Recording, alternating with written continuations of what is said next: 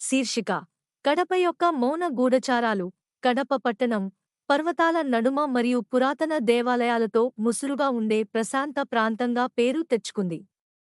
కాని ఒక రాత్రి జరిగిన భయానకమైన ఘటన ఆ ప్రశాంతతను చిన్నాభిన్నం చేసింది. రవి వర్మ, అనుభవజ్ఞుడైన పాత్రికేయుడు, ఇటీవల కనిపించకుండా పోయిన వ్యక్తుల కేసును పరిశీలించేందుకు కడపకు చేరుకున్నాడు. స్థానికులు తక్కువ గాత్రంలో ఒక పురాణం గురించి మాట్లాడేవారు: గుసగుసల నీడలు, అంటే రాత్రిపూట పట్టణంలో సంచరిస్తూ ప్రజలను అదృశ్యం చేసే రహస్య శక్తులు. కాని రవి ఆ నమ్మకాల్ని వ్యర్థంగా భావించాడు. అతనికి తెలియకపోయినా చీకటిలో మరొక భయంకరమైన నిజం దాగి ఉంది.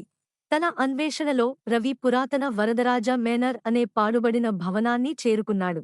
చివరిగా కనిపించకుండా పోయిన వ్యక్తి ఆనంద్ రెడ్డి, ఒక ఉపాధ్యాయుడు, కడప యొక్క బ్రిటిష్ కాలం నాటి చరిత్రపై పరిశోధనలు చేస్తున్నాడు.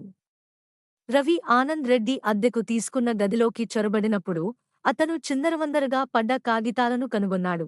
అవి కడప రాజవంశాల చరిత్రలో దాగిన సంపదకు సంబంధించిన ఆధారాలను కలిగి ఉన్నాయి. కొందరికి తెలిసిన నిజాన్ని ఆవిష్కరించడానికి ప్రయత్నించిన ప్రతి వ్యక్తి అదృశ్యమయ్యింది. గుసగుసల నీడలు ఒక కప్పిపుచ్చిన అబద్ధం మాత్రమే. నిజానికి బ్లాక్ హ్యాండ్ అనే రహస్య సంఘం ఈ సమాచారాన్ని బయటపెట్టే వారిని అంతం చేస్తూ వచ్చింది. రవి ఈ నిజాన్ని బయటపెట్టేందుకు ప్రయత్నించినప్పుడు మీసాల చరిత్రకారిణి మీరా అయ్యర్ను కలవాలని నిర్ణయించుకున్నాడు. అయితే ఆమెను చేరుకునే ముందే అతనిపై ఒక చీకటి వీధిలో దాడి జరిగింది.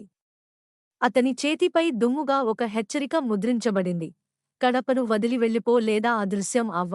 అదే సమయంలో కడప పోలీస్ ఇన్స్పెక్టర్ అర్జున్ నాయుడు ఈ కేసును మరో కోణంలో పరిశీలిస్తున్నాడు.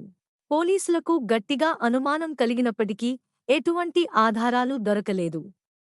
కాని అర్జున్ ఒక పెద్ద కుట్ర జరుగుతోందని భావించాడు. రవి రక్తసిక్తుడై పోలీస్ స్టేషన్కు వచ్చి తన కలిగిన సమాచారం ఇచ్చినప్పుడు అర్జున్కు కోల్పోయిన మిస్సింగ్ లింక్ దొరికింది. ఉన్నత స్థాయి అధికారుల నిరసనలను పట్టించుకోకుండా అర్జున్, రవి, మీరా కలిసి ఈ కేసును మరింత లోతుగా పరిశీలించడానికి సిద్ధమయ్యాడు. వారు మరిన్ని ఆధారాలను కనుగొనగా